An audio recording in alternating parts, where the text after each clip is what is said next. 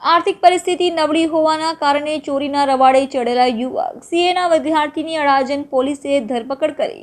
આશીષ ઇન્દ્રમોહન ઝાની ધરપકડ કરી પોલીસ કુલ 34,400નો મુદ્દામાલ પણ જપ્ત કર્યા। આરોપી સીએનો અભ્યાસ કરી રહ્યો છે। આરોપી લોકોના મોપેડના ડિક્કીમાંથી રોકડા રૂપિયા અને કિંમતી વસ્તુઓ ચોરી કરતો હતો, જે મામલે અડાજણ પોલીસ સ્ટેશનમાં ફરિયાદ નોંધાવવામાં આવી હતી।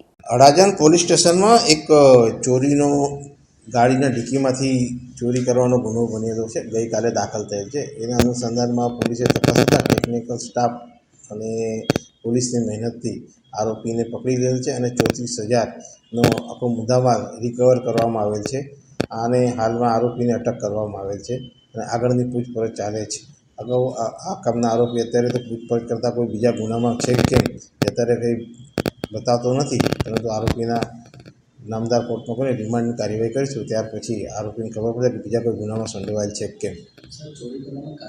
ચોરી કરવાનું કારણ શું? છોકરો અત્યારે ભણે છે આરોપી, અને એને પોતાની આર્થિક સ્થિતિના કારણે ચોરી કરેલી છે। એ અત્યારે નવા ગામ ઢીંડોલી રહે છે આરોપી।